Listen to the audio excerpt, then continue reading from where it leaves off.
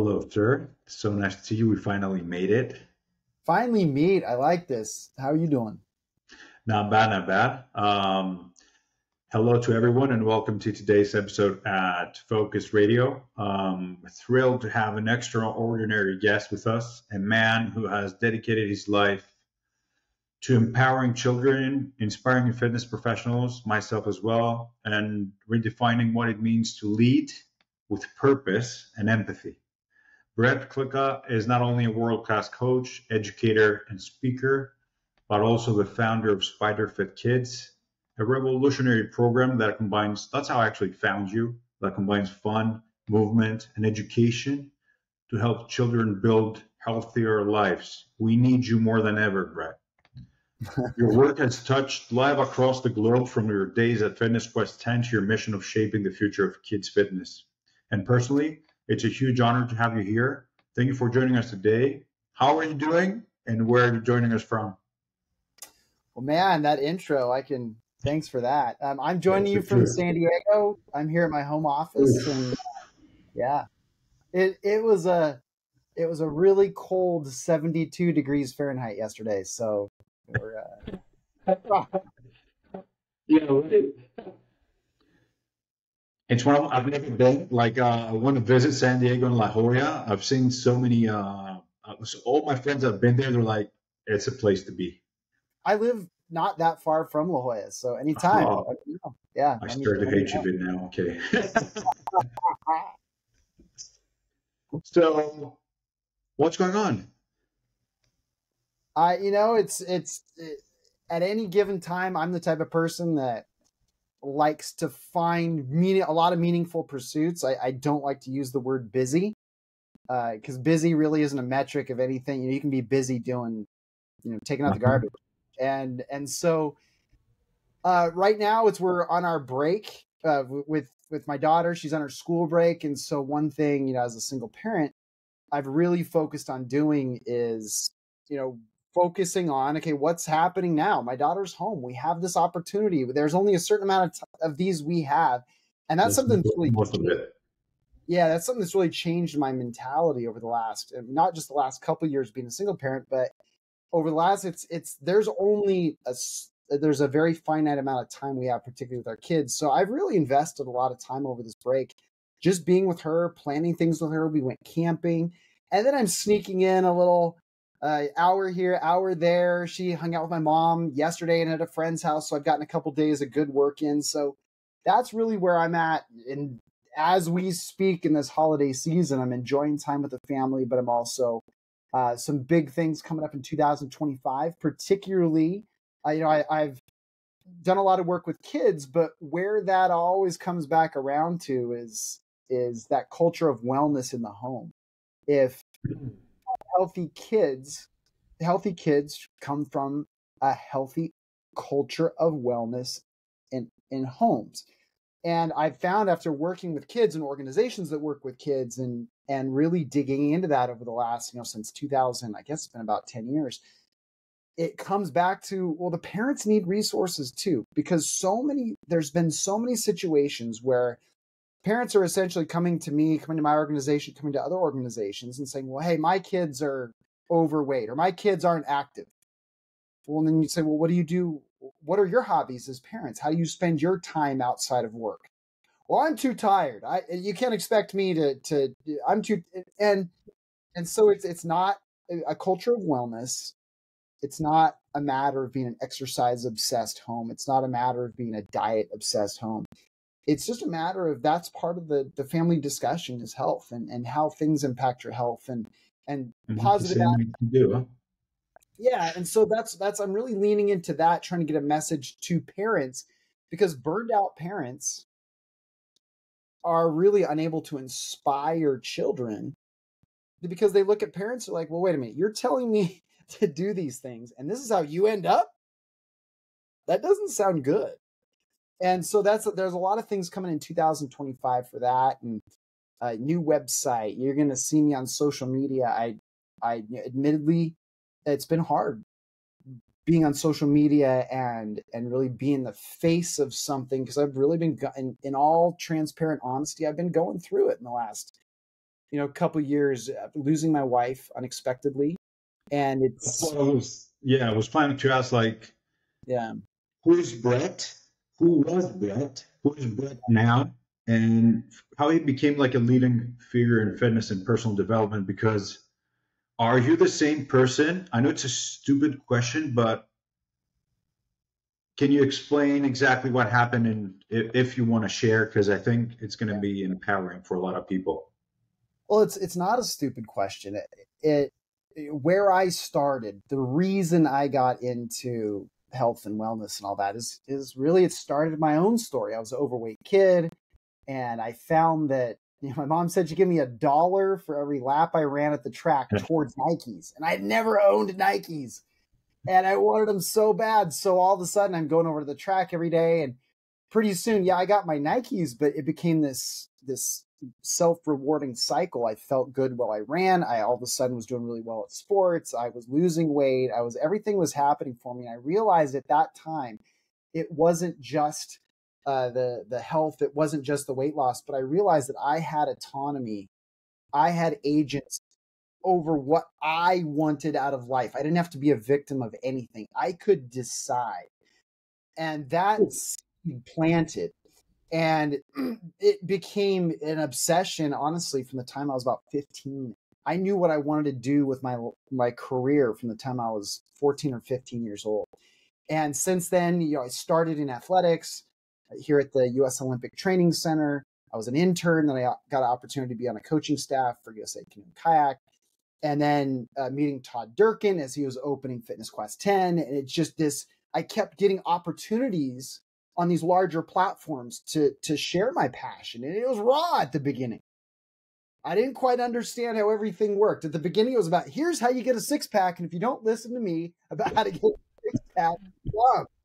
And then after seeing there was so much more to, I always go back to that culture of wellness. We talk about health, we talk about weight loss, we talk about all these things under the umbrella of what, a positive lifestyle is. But I think it really comes back to, it's that culture of wellness where it's not perfection, but as a family, as an individual, you always come back around to health is driving a lot of decisions throughout your life. And so in the mid 2000s, I got an opportunity to work with Dr. Jim Lair, who was working in the corporate space. So he was working with I've got to travel the world with him. He wrote The Power of Full Engagement with Tony Schwartz, and he's a big business leader. So I got to transfer what I had learned working with kids in that space and working in the fitness and athlete world to now corporate executives. And that sort of completed the puzzle for me, because I started to do less of the exercise piece there and more of the mindset, more of the mental, emotional, spiritual side of performance. And in just doing that for so long. And so here coming up to, a Spider Fit started in 2014. We're having the opportunity to inspire people around the world, going around the world, doing workshops and certifications. And I'm doing this work with Dr. Jim Lair.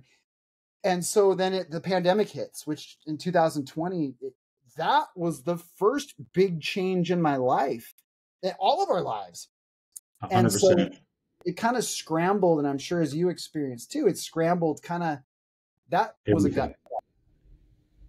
That was a gut check, because really, who was Brett Klika? Well, Brett Klika was on the road 46 weeks out of 52 weeks in 2019 were impacted by travel. And all of a sudden I'm at home 24/7. And my business model for both the corporate side and SpiderFit were workshops, and that weren't going to happen. And so I had to pivot really quick. It was a gut check. It's like, hey, Brett, what do you really want to do? Do you really want to inspire people this bad that you're going to now take everything and spend the money and time and effort to put it online? And so we did. And so that, transferring everything in 2021, getting all the SpiderFit certifications online, creating some online resources for the corporate space. And so this is going, and then it was a very weird time. The pandemic was a gut check for everybody. It was sometimes boom, companies had money because the government gave them money. So they want all these services. The kids stuff, it's booming because now kids are at school. They want virtual resources. We had them. But then it kind of hit this point where, well, some areas of the country, some areas of the world were starting to go back to normal. Others weren't. The ones that were going back to normal wanted different things. And so it really created this kind of strange limbo of what does the world want right now? How can I serve? And it was Mm-hmm. right at this time that my wife, who's part of our cultural wellness, we met in school, and we were both exercise science majors 20 years ago, or actually more than 20 years, 25 years ago. How long And you were? in 1999 is when we met in school. And she was exercise science. She started her career as a personal trainer, and she had transferred over to, she ended up being a banking executive, extremely successful in mortgage banking. And so that's our family, is this cultural wellness is our identity. And she left to golf one morning, and I get a phone call that she had collapsed on the golf course, and they never revived her. She essentially had called it mitral valve prolapse, and it hadn't been detected her whole life, which is very rare, and just that generally doesn't happen, that it goes undetected. And it's even more rare for it to be fatal. But it's something that does exist, particularly women in their 40s, which that's where my wife was. And so as of November 2022, my identity was stripped. Our family's identity was stripped. Like everything here, my businesses were already sort of in this weird post-COVID limbo. And now our family, our future, everything is in this limbo. And it destroyed me for about 6 months. I mean, it was, yeah, just getting out of bed in the morning. And I'm someone who I felt, even amidst this, I felt this responsibility for, hey, my newsletter reaches 12,000 people every week. I have to share, but I just couldn't. I didn't know who I was because I'd never been tested like this. I'm really sorry to hear, and I remember when I tried to send you a message, but it's no words, man. Like, and to see, it's still there. She's still there, in so many ways. You've got your 11-year-old one that hopefully has a lot of parts of her. She does. And you know what? I'm really you're a really dedicated man that has an amazing viewpoint of things. Like everything you write, the questions, because you're trying to create questions to people. Like, and I'm not going to say you always try to find the most positive thing. You're trying to find the most productive. Mm-hmm. You know what? Like, I like the way you put that, because I think that the term positive, I heard this term a couple of years ago called toxic positivity. yeah. It resonated with me because being in the space that I've been in for so long, dabbling in, I've really come from kind of the science side of things, but it's self-help. I mean, it comes back around to we are helping people help themselves. So I've been in the self-help space. And I think when you get into How that, did you help yourself come back from that? Or who yeah, helped you? well, I couldn't even list the number. I always say I'm forever in debt to my community, because when my wife passed, the carpet was yanked out from underneath me. But I just I was so honored. I became so honored through that process of recovery to just see the people that I had brought into my life, and everything that I'd read about grief. And as soon as I could read a paragraph at a time when I was super, I couldn't even focus on a book. I couldn't. And really what people were saying in these books on grief were like, hey, you're going to lose a lot of friends. You're going to find out who your real friends are, because when you go through something tough like this, it's just too much for some people, and they're going to bail and they're going to let you down. That didn't happen one time. That shows a lot for your personality as well, though. You've touched a lot of people in a transparency that came back. Well, it's whatever it was, whatever it was just, and it was from all over the world, and the support. And I'm not just talking Rocco, about support, like, hey, thinking of you. It was like real stuff, like people showing up at my house and saying, hey, Brett, get out, friends knowing that who I am and what I need out of life. They just show up at my house, say, hey, Brett, get out of here, go for a hike. We got Madison.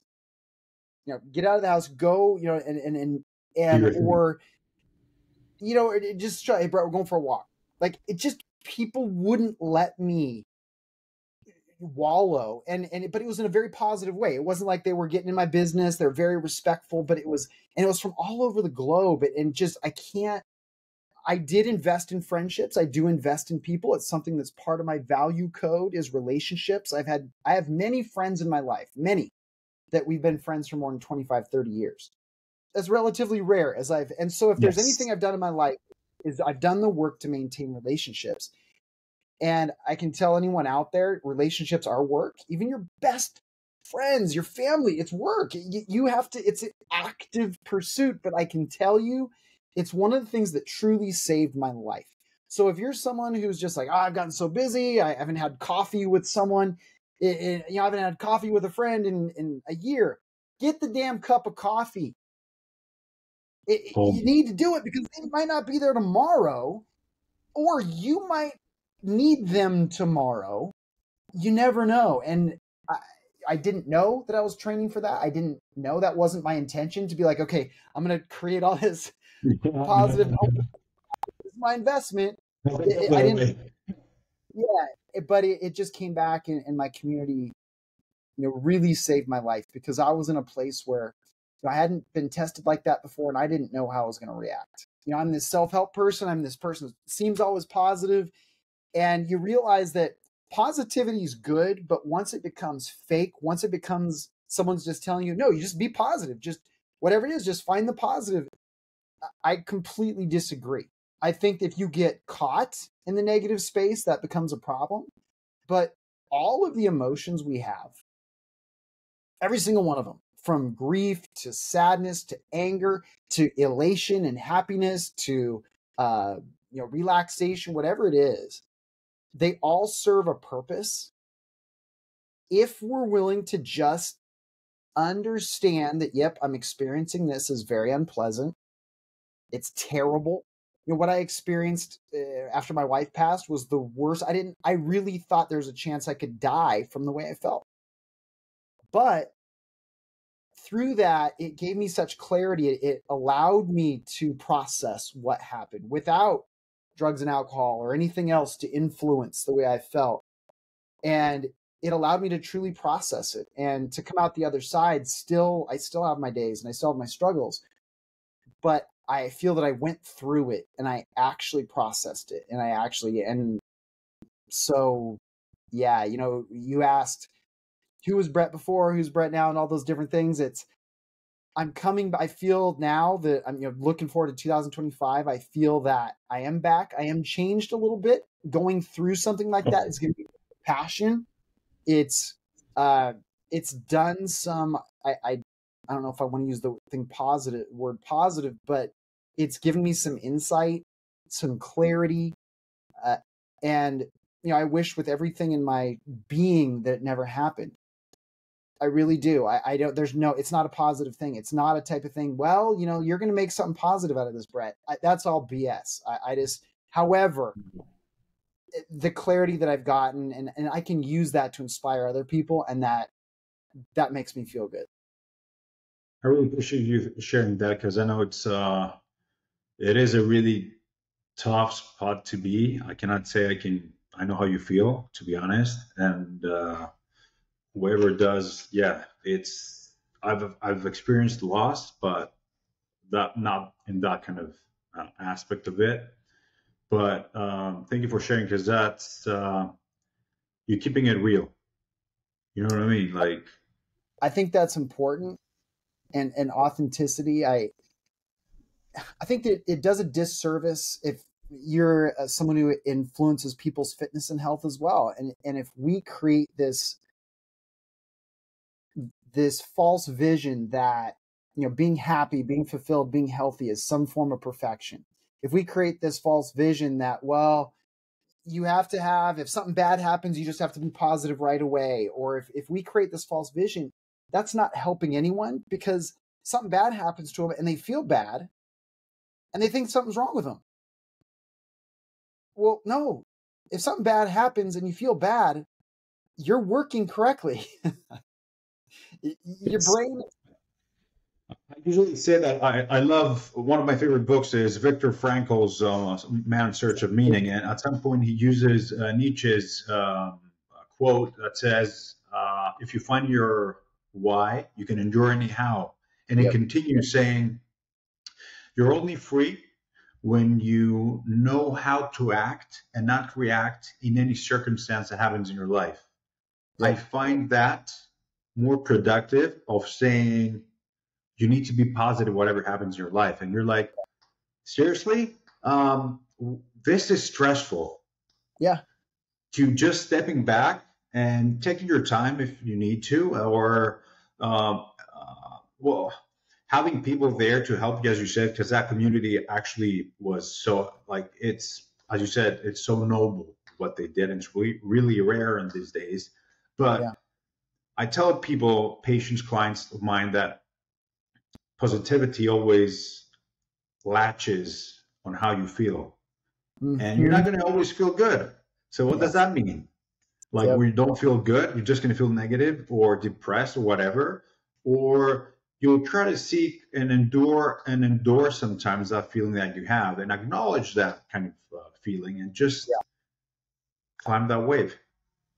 Well, exactly what you said. It's this idea of how you feel now. And humans were designed, I mean, when we encounter these terrible things, what I went through and what many people have gone through, grief or any other terrible event, we have these reactions and we have these emotions because we've evolved to have them. If they weren't active for helping us deal or helping us thrive as humans, they would have been lost in evolution. But we evolved to have these. And so to be like, oh, I feel stressed right now, so I need to cover it up with something. I think that idea that somehow we're always supposed to be positive, somehow we're always supposed to feel amazing, somehow we're always supposed to, that's what's driving the hordes to drugs and because we think I feel bad, I must have or this overdiagnosis culture we're in where everyone has some sort of ism, Yeah. or everyone's got something. No, you're just a human, and being a human's complex and hard, and your brain sometimes just spins out because we're living in a world we're not really prepared for. It's, you look how we live. Coming with a manual or anything, 100%. Yeah, I mean, we're living like right now. I mean, shoot, how'd we live for 100,000 years? And just in the last 100 years, like technology's gone through the roof. Where just the we're not set up for this, and so yeah, it's gonna be. But we need to learn to manage, and there is a place for medication, 1,000%. There is place for pharmaceutical intervention, 100%. But I think that it's leaning now towards oh, well, I feel stressed, so this must be a bad thing.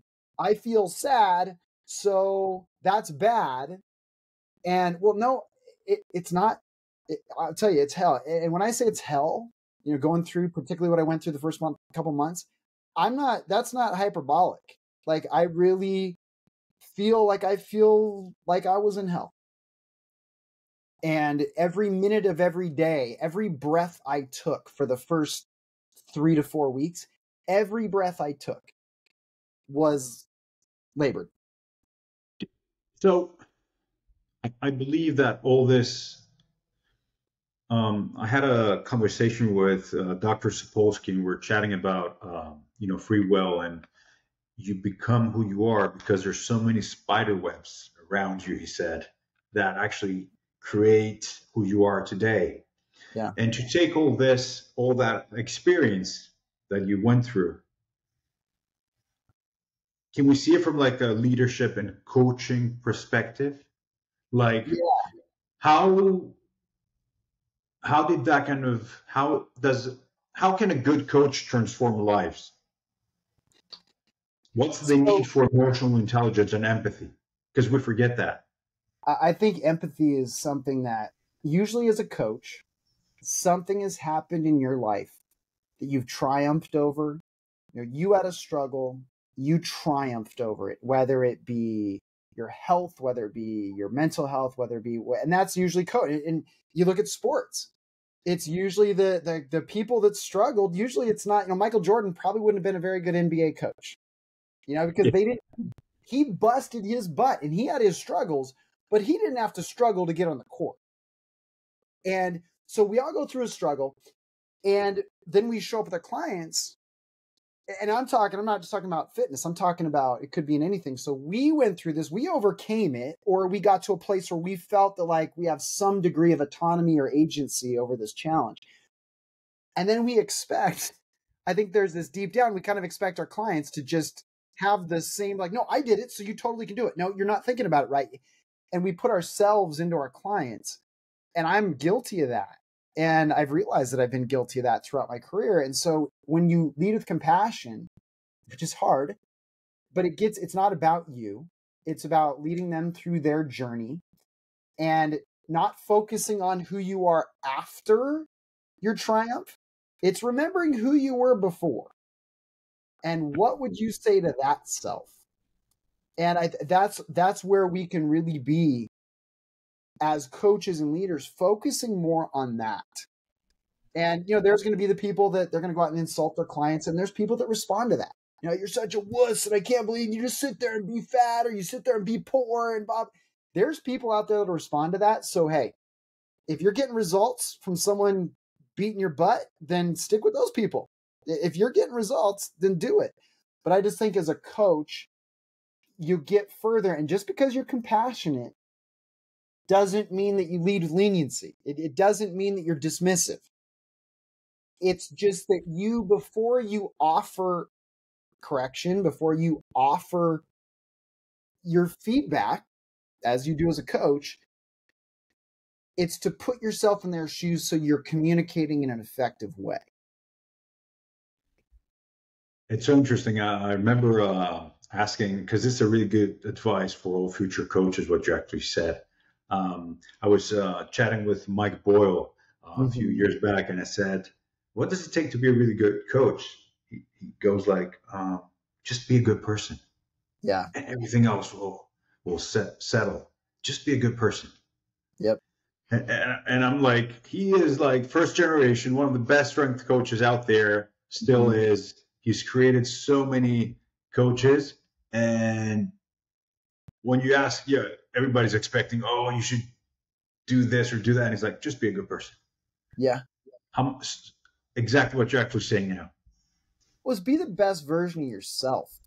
And that's something that we're in a culture now where everyone's just saying, no, you're perfect as you are. You're perfect as you are. No, you're just perfect. And man, I'm not perfect. And thank God I'm not perfect. Because that keeps me I want to improve something. I want to I got to be more compassionate. I just talked about, I got to be more compassionate. And it's interesting and stimulating and uncomfortable, but energizing to figure out, how can I do that? How can I overcome this tendency? Because I'm not perfect. And the fact that you're not perfect or I'm not perfect is not a knock. It's one of the greatest opportunities we have in life. And even you look at the research, what keeps people healthy?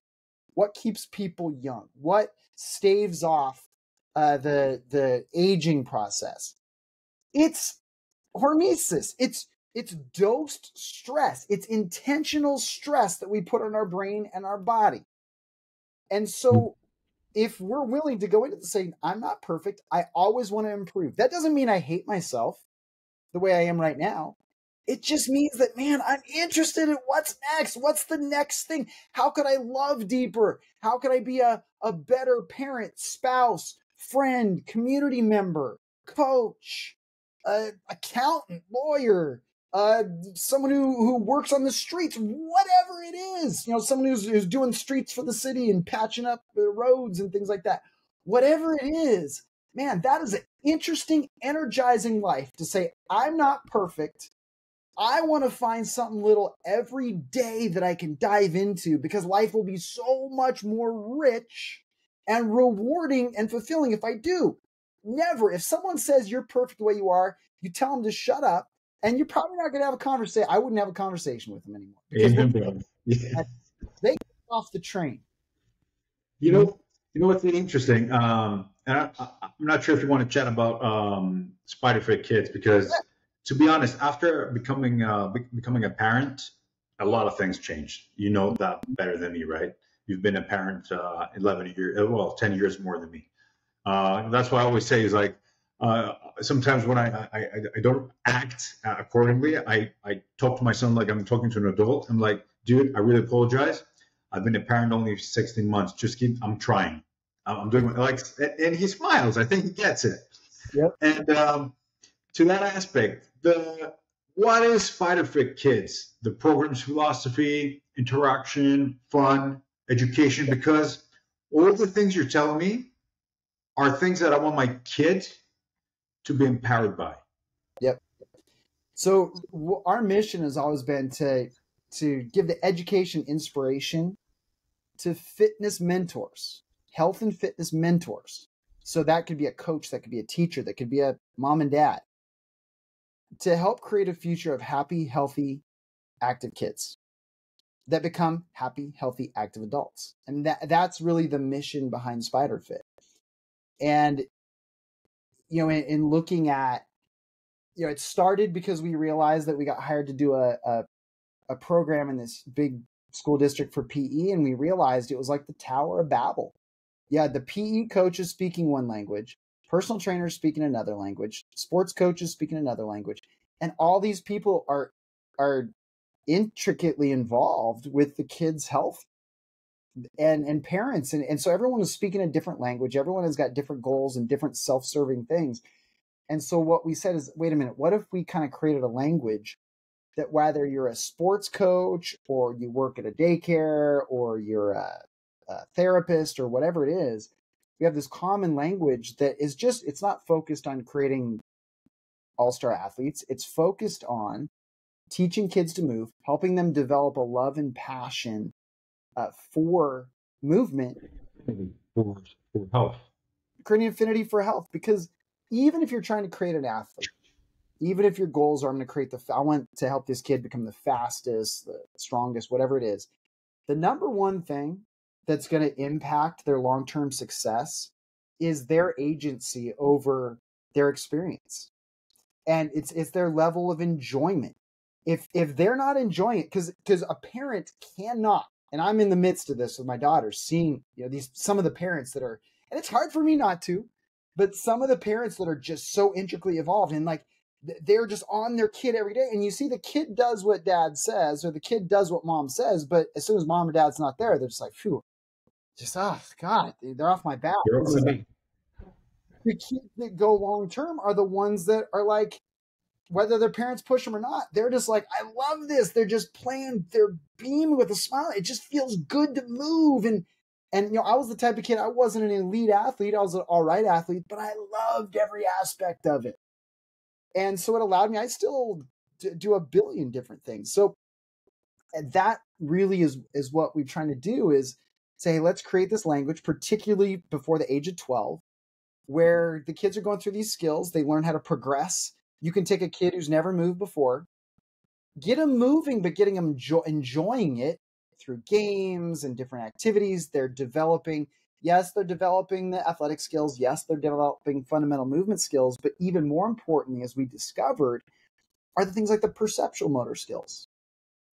And those are the more, yeah. So this was something that really set, you know, me and my business partner off as we were starting Spider Fit, is we really wanted to get a broad perspective on the kids' fitness space. So we interviewed youth, you know, pediatricians, youth physical therapists, youth occupational therapists, and all these different entities. And it was really interesting in occupational therapy when they were talking about, you know, occupational therapy. You know, they're taking kids and they're helping kids with sensory challenges. They're helping kids with all these different things, and their perspective was so interesting. They're saying, hey, these kids are coming in and they have these, you know, sensory challenges, but it's because they're not exposing the sensory system to anything. They're sitting on couches.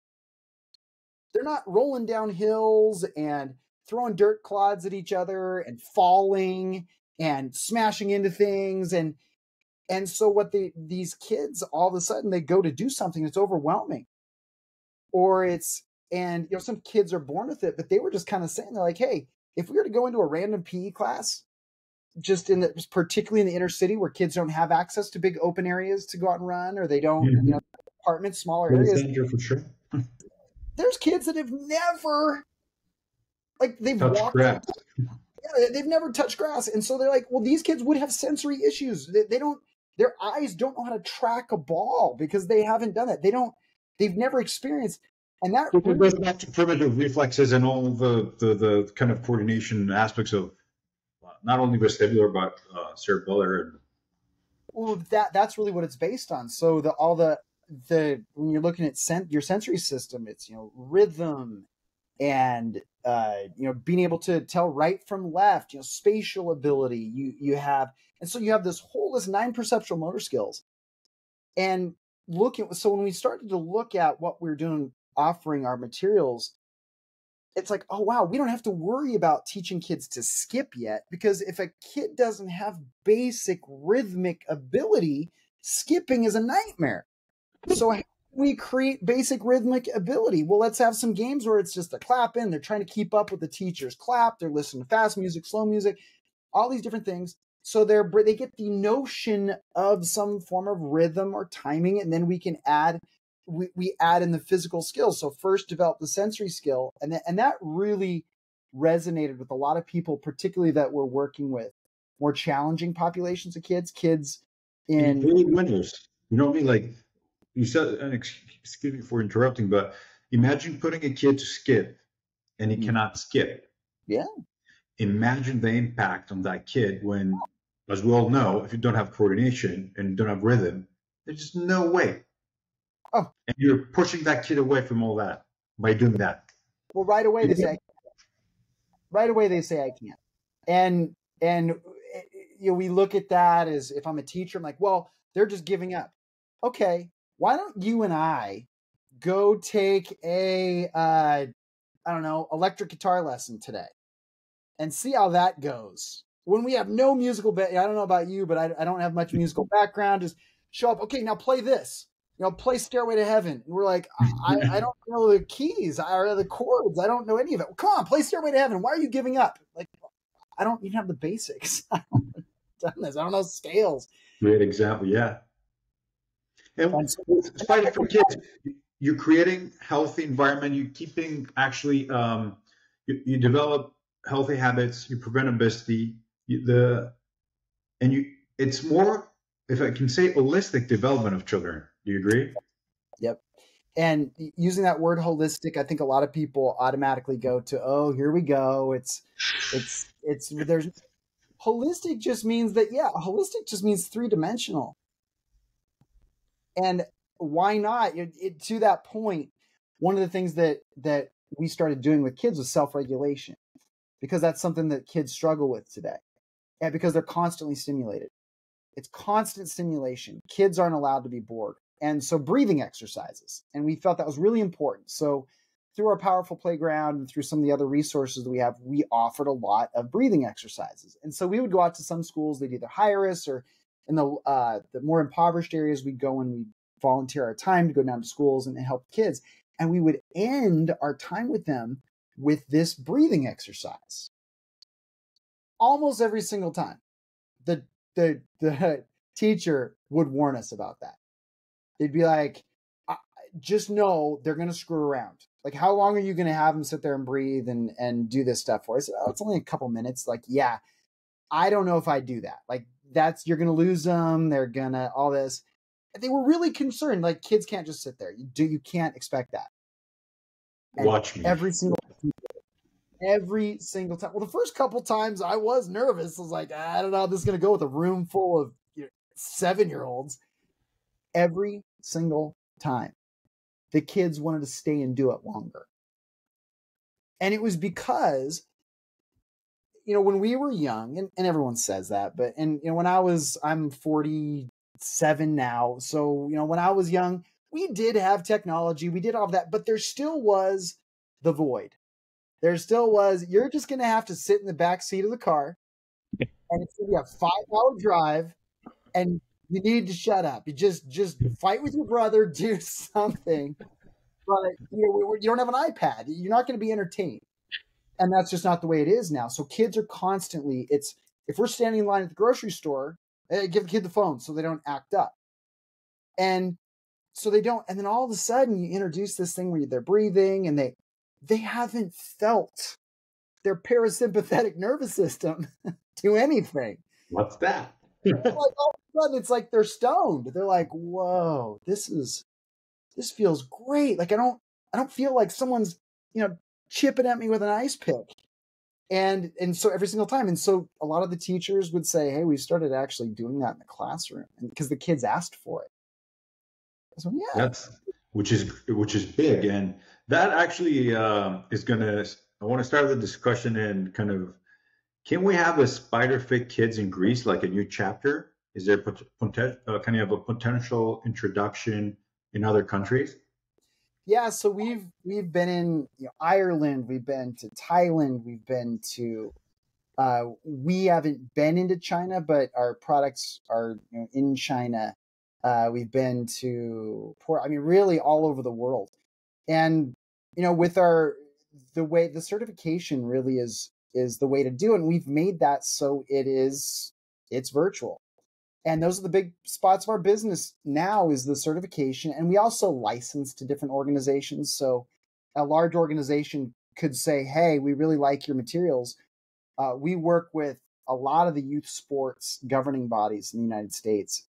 And what we do is we create a license agreement. They can white paper our materials, which they put their logo on it. Looks like it comes from them. It looks great to parents. It looks great to the community. We still have our logo there as well, but we've created a lot of relationships like that. And that's a big part of our business now, because after the pandemic, we really shifted away from a lot, depending on the in-person type of stuff, because in-person events still people aren't showing up like they once did. And so, yeah. Challenges, opportunities around that? Yeah. I mean, you mean about virtual? You're talking about virtual? Yeah. I mean, the challenges with virtual, honestly, I'm an in-person person. I get energy from people. I think there's a lot of people like that. And whether it's me or one of our coaches, or it's a different thing when you can't see someone eye to eye. And sometimes that even impacts the business and impacts how deep and long you can make a relationship, because it's just, you don't have that individual interaction. However, the virtual world, and we've gone virtual, has allowed us to scale the number of coaches and parents and educators that we're able to help and inspire. We've been able to reach, people in the Middle East. We've been able to, different organizations and different entities, we've been able to reach them where we really couldn't without virtual materials. And so it's really allowed. So it's a net positive for sure, the virtual, but there is that aspect of the humanity of it, just being able to be there in the room with someone.